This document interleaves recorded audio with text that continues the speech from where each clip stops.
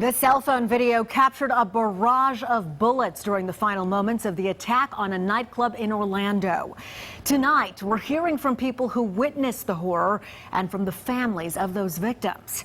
Now, tonight, the nation is still coming to grips with a senseless attack. This is now the deadliest mass shooting in modern U.S. history. We're working the story from all angles tonight with complete team coverage, both here at home and in Orlando. But we'll start with Fox 5 anchor Buck Lanford, who brings us the very latest on the investigation.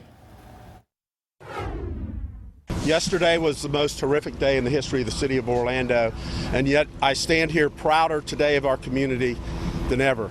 As the details emerge of the events of the deadly night in Orlando, Police Chief John Mina confirmed an off-duty Orlando officer was in uniform working at the Pulse nightclub when the first shots were fired. He did engage in a gun battle with the suspect somewhere near one of the entrances. Shortly after that,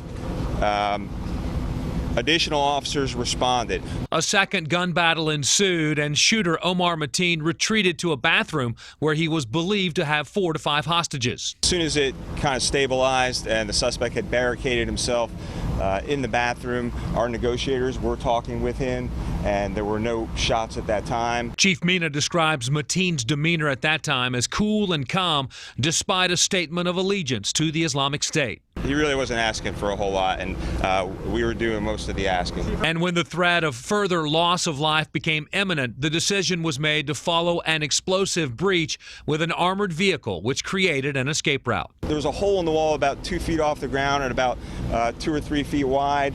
We were able to rescue dozens and dozens of people that came out of that hole. The suspect came out of that hole himself, armed with a handgun and a long gun, engaged in a gun battle with officers where he was ultimately killed. Today, the work continues for local, state, and federal authorities, and the investigation is far from over. As you know, post 9/11, no stone is unturned, and that's the same today as it was then. Every terrorism case and the investigation is going to be worked the same way. No stone will be left unturned, and we'll follow the leads wherever they take us. We'll be defined by how we respond, how we treat each other, and this community has already stepped up to do that. Buck Lanford, Fox 5 News. Well, just before noontime today, President Obama addressed the media. The president saying that it's time to have some tough conversations about access to guns in this country, as well as countering propaganda against Muslims. The president saying homegrown terrorists are a major threat to this country because they're not always tied to terrorist organizations. We have to go after these terrorist organizations and hit them hard. We have to counter extremism. But we also have to make sure that it is not easy for somebody who decides they want to harm people in this country to be able to obtain weapons to get at them. Right now, authorities are working to identify the victims. So far, we know the names of 46 of the 49 people who were gunned down. Well, Fox 5's Natalie Pozo is live in Orlando at the scene of this weekend shooting and joins us with the latest. Natalie? Well, authorities continue their investigation out here. At a briefing earlier today, police did tell us that they did remove all of the victims from that nightclub Pulse, which is located about 2 blocks from where we are, the scene of that horrifying mass shooting. Now, today, several of the families who were desperate for answers and worried about their loved ones were told to gather at a senior center just about a mile away from the scene here. Sadly, many of them learned that their loved ones did not make it. I wish I could have seen him more. I just hope he's okay.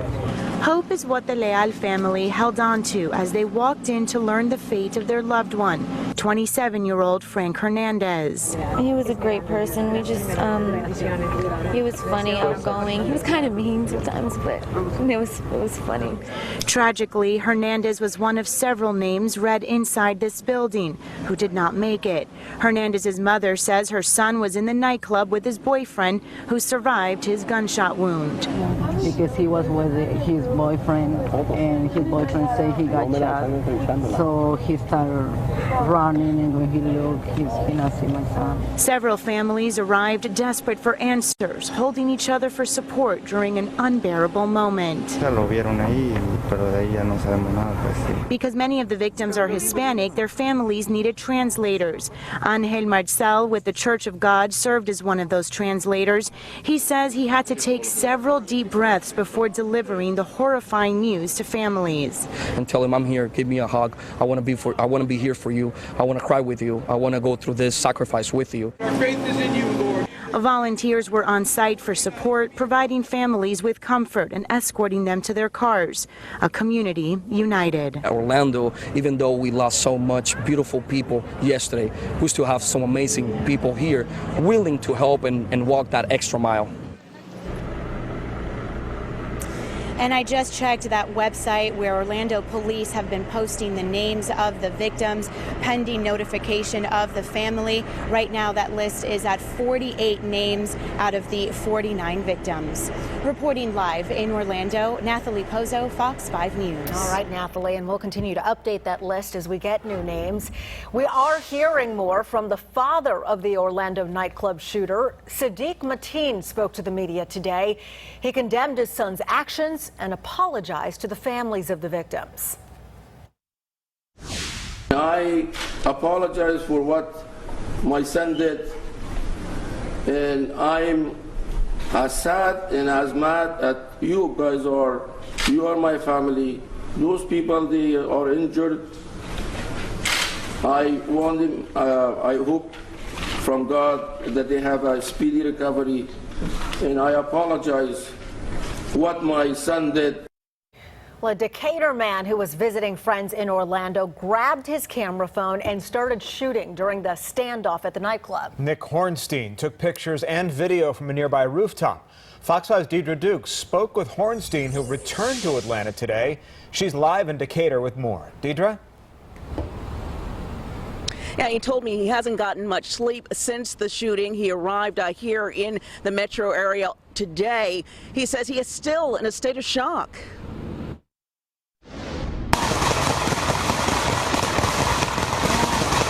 Final exchange of gunfire there between police and the shooter. Nick Hornstein captured the gun battle that ended Sunday's deadly mass shooting. He was perched on a rooftop just a few hundred feet from the Orlando nightclub. People are asking, was it scary being so close to it, and what was going through your mind? Tweeting out video and photographs he shot on his cell phone during the hours-long ordeal. Police canines being led around, SWAT team arriving. Hornstein was in Orlando participating in a bike race over the weekend. He was staying with a friend whose apartment building sits across the street from the nightclub. He was woken by gunfire around 2 a.m. It was just, bang, bang, bang, bang, one after another in rapid succession. So I looked out the window and there was just, bedlam out there, people running from the club, bloody, trying to help the injured get away, just, people running in all directions across the street, trying to put enough distance between them and the shooter. Hornstein would watch the terrifying drama play out over the next 3 hours before police finally moved in, rescuing hostages and killing gunman Omar Mateen. It would be another 9 hours before police allowed the Decatur man and others to leave the apartment building. I'm still getting notifications from Twitter already of just people retweeting, commenting, liking, trying to reach out to me as well. Hornstein's photos and videos have gone viral. He's been contacted by news media here at home and abroad, reporters eager to talk to the man who recorded these riveting images, struggling to come to grips with the tragedy. In time, it'll definitely be something I'll be able to accept, but at this point, it hits home because it can happen anywhere you think. And after all that he witnessed Sunday, Hornstein says he does hope that the nation will continue to keep Orlando in its prayers. Indicator, Deidre Dukes, Fox 5 News. The sound of that gunfire is just chilling, Deidre. Thank you. Georgia Governor Nathan Deal releasing a statement today on the Orlando shootings, saying in part, quote, "The people of Georgia share the grief of the families and friends of those who were killed or injured during the tragic attack in Orlando. Sandra and I join Georgians and the rest of our country in praying for the comfort and healing of all those affected by this cowardly and despicable act of terror." Governor Deal ordering state flags lowered to half staff. Well, law enforcement resources from here in Atlanta are now on the ground in Orlando. Christy Hutchings with News Radio 106.7 was at Atlanta's FBI field office this morning. And Christy, how many special agents are headed down there from our area? Do we know at this point? We do. About a dozen are there along with some support staff, but they are expecting that more could be sent there very soon. Now, the unit that is there right now is the evidence response team. Best way to compare this is if you watch CSI, this is basically a highly trained CSI team. They are cross-trained for many different incidences, but are very well versed with active shooter type crime scenes, and this is one of the worst, if not the worst. FBI Special Agent Stephen Emmett knows what his colleagues are seeing isn't easy. Well, I think we all know it's a very tragic incident, a very gruesome crime scene. Unfortunately, our team will be seeing a lot of the worst that can come out of these things. The special agents from Atlanta will assist the Tampa field office and Orlando satellite office to process the scene and collect as much information as they can. If there's anything there that we could use to determine the scope of this incident, we certainly will. By mid-afternoon Sunday, the team was already en route to Orlando. Special Agent Emmett says it didn't take long to ascertain the need for additional help. Back here at home, FBI teams continue to monitor the threat level here. While there are no known threats for our area, Special Agent Emmett says he'd be remiss not to realize the significance the Orlando shooting could have on Atlanta's upcoming Gay Pride weekend. We are used to processing and handling special events, and the intel that we have on any potential threats, they're looked at. So we're certainly going to be aware of that as we go into that event. The FBI also wants to remind people of the campaign they launched after the Paris attacks. See something, say something. You can report any suspicious activity to your local field office or submit your tip online on the FBI's website. All right, thank you, Christy. Well, our coverage of this tragic shooting continues online. We have an entire section that's dedicated to the nightclub attack. You can find the very latest on fox5atlanta.com and on the Fox 5 Atlanta app. Turning now to